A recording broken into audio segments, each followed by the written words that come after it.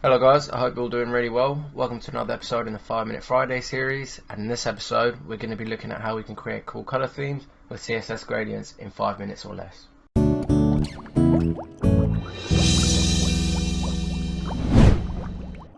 Now the way you think of gradients are typically one color that fades into another, but the really cool thing about using CSS gradients instead of using an actual image file is that we have much better control and performance when using gradients.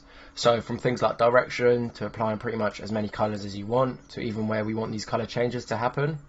Now the way we declare a solid color is we use the background color property in CSS, but to use CSS gradients we use the background image property. Now there are many different types of gradient values, too many for just one episode, but we will cover the most commonly used ones in this 5-minute episode. Now the most common type of gradient you'll see in CSS used is linear gradients.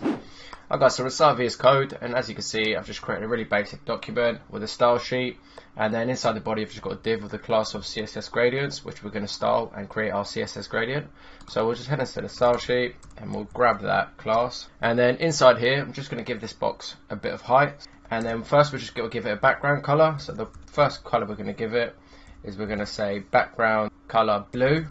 Now if we want to add a linear gradient to this, all we've got to do is use the background image property. So we go underneath background color, grab the background image property, and you can see here it's got a few gradients, so we're going to pick the linear gradient, and then inside here we first put the background color property, which is blue, followed by a comma. This separates the two colors, and we're going to use, let's say, light blue.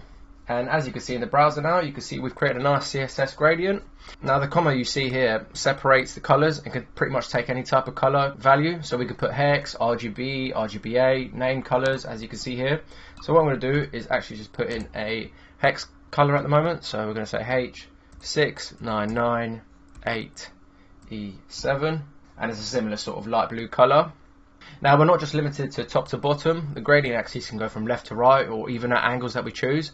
Now to make it go left and right, we need to add an additional parameter at the beginning of this linear gradient. So the way we do that, we'll go inside the brackets here. So we go before we announce the colors, and we're just going to say to right, give it a comma, and you can see now this linear gradient of the color of blue and the light blue is going from left to right instead of top to bottom. So this to syntax that you see here works for corners as well. So for instance, say we wanted the axis of the gradient to start from the bottom left corner and to the top right corner, you could say to top right. So we'll just put it in here, to top right. And as you can see in the browser, the gradients now is going from the bottom left to the top right. And we aren't just limited to one color here. We can use the comma and pretty much create as many colors as we want. So let's just create a rainbow. And as you can see in the browser now, our box has a rainbow color. Now what we can also do is choose when we want a color to start. So I'm just going to get rid of all these colors and go back to blue and light blue. Now let's just say we wanted this light blue to start a lot earlier than it does here. So right now it's in the middle. Let's just say we wanted to start in 30% in.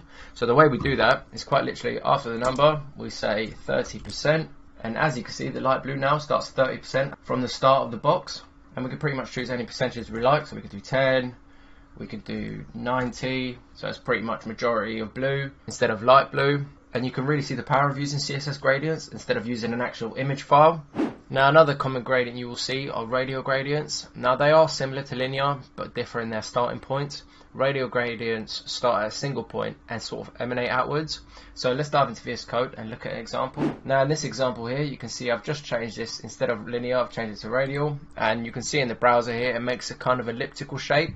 Now this is the default, the ellipse is the first parameter, and the default is for the first color to start in the center, which is this red, and then fade to the end color towards the edge of the element, which is this orange, and the fades happen at an equal rate no matter which direction. Now it doesn't have to be an elliptical shape, it can be more circular, and all we have to do is just change the first parameter. So the first parameter here, we don't have one at the moment because the default is elliptical, but all we need to do is just put in here circle, and as you can see it creates more of a circle shape in the browser. But notice here that it only fades all the way to the ending color along the farthest edge. If we want that circle to be entirely within the element, we can ensure this by specifying that we want the fade to end by the closest side.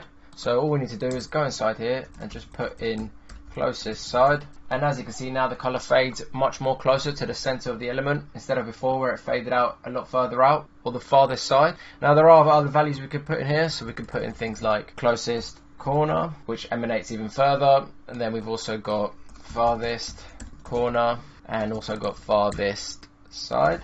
Now in this example, the radial gradient starts at the center, and it doesn't have to be this way. The default is the center, but we can specify where we want this. So let's just say we want this to be at the top left, and as you can see, the first color here now starts at the top left and emanates outwards.